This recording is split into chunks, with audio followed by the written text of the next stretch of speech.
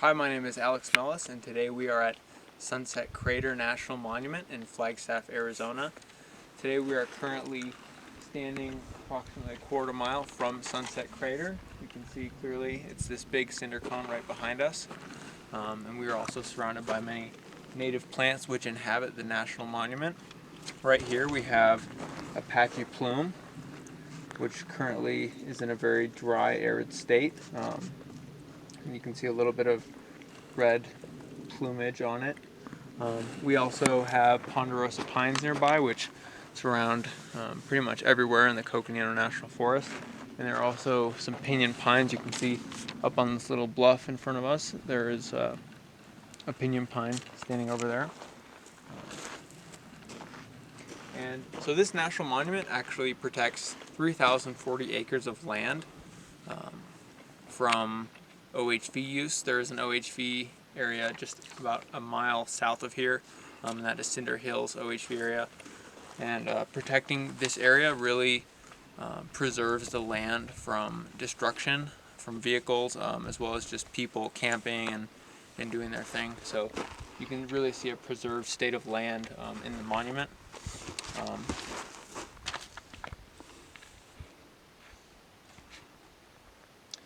So something that tourists and park staff constantly need to be aware of, in that with this loose soil, you can see it's just cinders. It's very loose and arid and dry. Erosion is a constant threat. One, to the aesthetics of the place, but also to the plant and animal ecosystems and habitats all around us. So staying on trail here is very important. And so here we are on a cinder trail, and if you'll follow me down here, there's a nice set of steps for us so that we aren't eroding this hillside any more than it already is.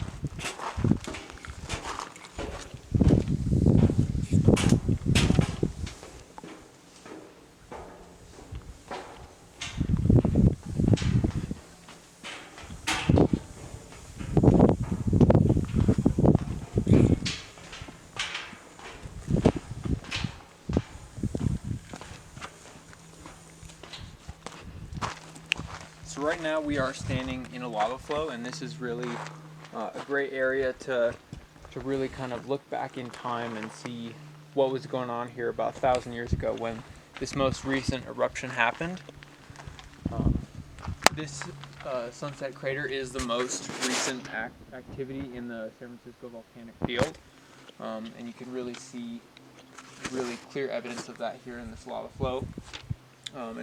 And something that reminds us of is volcanoes really do play a role in the life cycle, and how after a volcano erupts, you really see destruction of life. There were actually 64,000 acres of farming land that were covered up under hundreds of feet of cinders and volcanic just debris.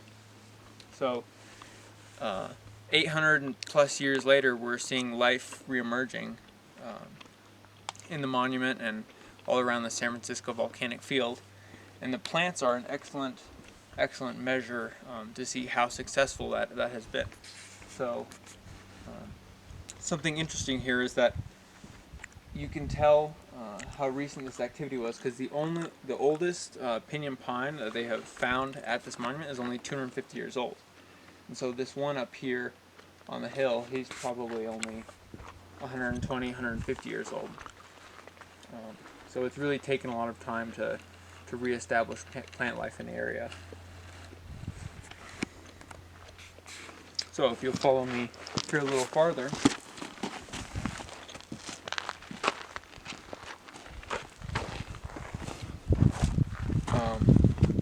so even though there is a lot of arid-looking, dry, dead landscape, there is a lot of a really wide variety of plant species here. There are actually 166 documented species of plant in the monument. We actually have a little bit of mullein right here, which is an invasive species. This is one of the documented species here. And again, this Apache plume, which really is present in our current area. And the small ponderosa pines just right behind me here. Other species include Utah juniper, cliff rose, and again that Apache plume, which is really omnipresent here. There are no federally endangered or threatened plant species, but there are two that are listed as being of concern, and that is going to be the Penstemon clute and Phacelia serrata. So I actually have pictures of those two plants. This is the Penstemon, and this is the serrata. Unfortunately, they're in black and white, but this is a nice reddish pink wildflower, and the serrata is more of a purplish gray. And both of these plants are at risk due to erosion. Another one of the reasons it's so important to stay on trail when you are at the monument.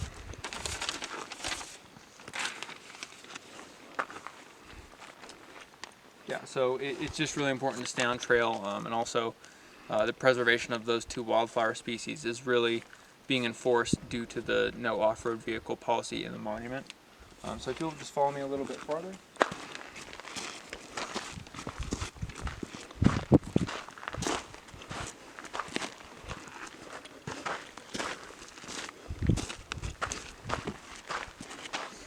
So something else to tie into time and erosion and plant life is the soil quality. So here in the lava flow you can see these very rough, large chunks of volcanic rock, and over time these do degrade and become more hospitable to plants. So you're not going to see any plants growing in this, but as time goes by, the elements, wind, rain, sun, they all break it down, and you get dirt, which plants can grow in.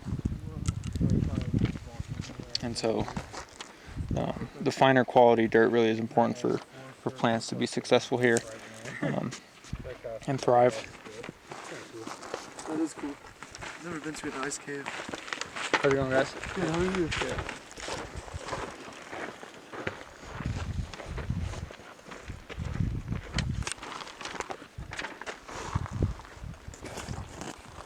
So you can't really see evidence of just the rocks breaking down with time, and even from erosion on the trail, you can see we have really fine dust and sand just from people walking on it, and that's another thing to be aware of.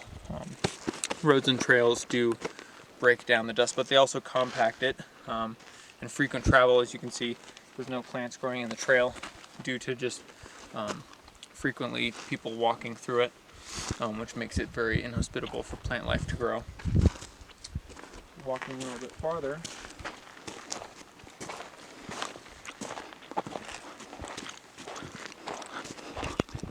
What kind of other things cause erosion? It's mainly going to be sun, wind, and water. So rain and snow. I think freezing is a big one too. When you have snow coming in and freezing, and the water expands when it freezes, and that gets into little cracks in the lava rocks, and it causes them to break down. So Bria just asked me an excellent question. She was wondering what causes the cinders to be expelled from the volcano, and why we don't have lava flows that look more like the ones in Hawaii. And so that really comes into where we're at geologically and the elements playing into those eruptions. So this lava flow here, this rougher, really jagged, sharp lava, it flows at a lower temperature, so it's allowed to cool and kind of form into rocks, but it's still flowing. So really when this stuff's flowing, you don't see like rivers of lava like probably people have seen videos of in Hawaii. You really see this like jagged, like almost as if glass is flowing, kind of breaking and shattering. And so you get interesting flows like this. And also what causes the cinder cones to erupt in the way that they do. You have magma deposits that come into contact with aquifers, and that causes really high pressure explosive eruptions. And that pressure really causes the lava to cool and at the same time explode. And so you get these massive eruptions of cinders really just scattering all over the landscape and creating cinder cones like we can see behind us. I just want to say thank you for coming on this tour with me today, tying in plant life and erosion and geology into our own backyard here in Flagstaff. It really is fascinating to come out here and really see some of the processes and things that I've been able to learn about in this class, and be able to talk about a little bit with some of the knowledge I've gained.